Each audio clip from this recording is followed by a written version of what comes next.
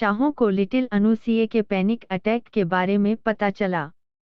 काव्या पूछती है कि सीए कैसे बेहोश हो गया। लीला कहती है कि वह जानती थी कि अनुज इसे अकेले नहीं संभाल सकता और इसलिए उसने अनुपमा को बुलाया।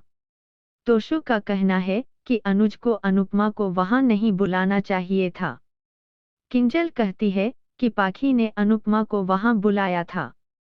लीला कहती है कि केवल अनुपमा ही सीए को संभाल सकती है।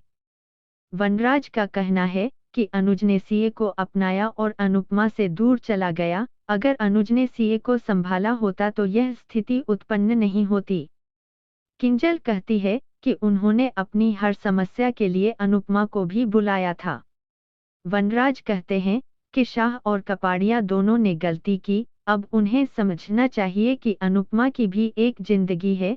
अनुपमा को स्वार्थी हो जाना चाहिए और अपने बारे में सोचना चाहिए। लीला कहती है कि कोई भी माँ अपने बच्चे की चिंता करना कभी नहीं छोड़ेगी। डिम्पी कहती हैं कि चलो सुबह इस बारे में बात करते हैं और अभी सो जाते हैं। किंजल कहती है कि इस स्थिति में किसे नींद आएगी। डिम्पी सोचती है कि वे सभी पूरी रात जगराता करेंगे। वनराज काव्या को बताता है कि अनुज जानबूझकर अनुपमा को सीए के माध्यम से बार बार घर बुला रहा है और उसे यूएसए जाने से रोकने की कोशिश कर रहा है। वह इसके बारे में जानता है क्योंकि उसने स्वयं हमेशा ऐसा किया है। अनुज अनुपमा को इमोशनली ब्लैकमेल कर रहा है और इस बार उसे जाने नहीं देगा। अनुज अनुपमा से कुछ करने और सीए को जगाने की विनती करता है। अंकुश कहता है कि अनुपमा कुछ भी कर सकती है। डिम्पी ने बरखा को फोन किया और पूछा कि क्या सीए सच में बीमार है। बरखा कहती है कि उसे कैसे पता, अनुपमा यहाँ है। डिम्पी कहती है कि पाखी ने फोन किया था और कहती है कि इस बार भी अनुपमा यूएसए नहीं जाएगी। बरखा कहती है कि वह उससे बाद में बात करेगी और कॉल काट देती है।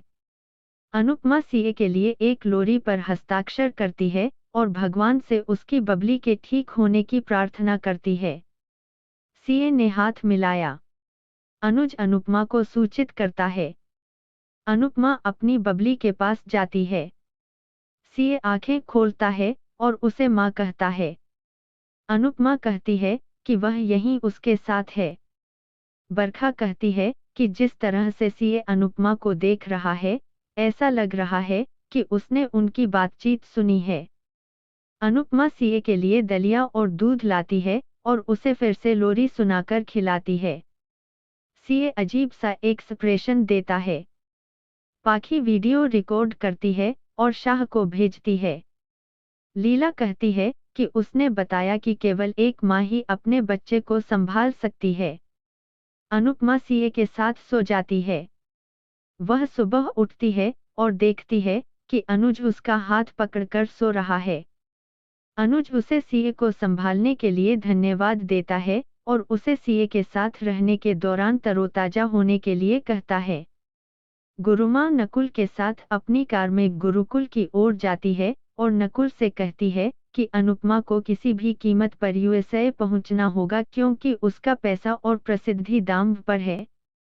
वह अनुपमा को बुलाती है। अनुज बार बार उसका कॉल काट देता है। गुरुमा क्रोधित हो गईं। अनुज ने बाद में फोन उठाया और बताया कि अनु बाथरूम में है।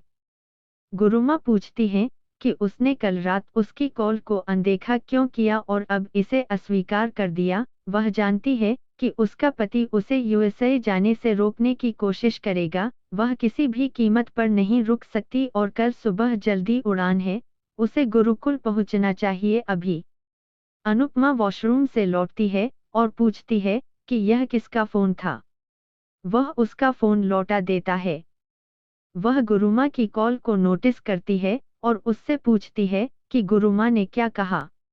अनुज कहता है कि उसे जो कुछ भी करना था और अनुपमा से यूएसए जाने और सीए के बारे में चिंता न करने के लिए कहता है क्योंकि वह उसकी देखभाल करेगा।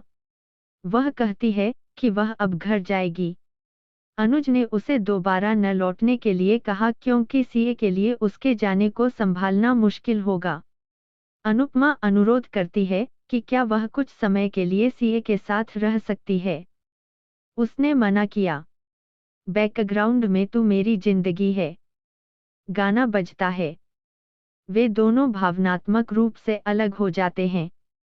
अनुज सोचता है कि वह सब नहीं करेगा जो शाह परिवार ने सालों तक अनुपमा के साथ किया और उसकी सफलता में बाधा नहीं बनेगा,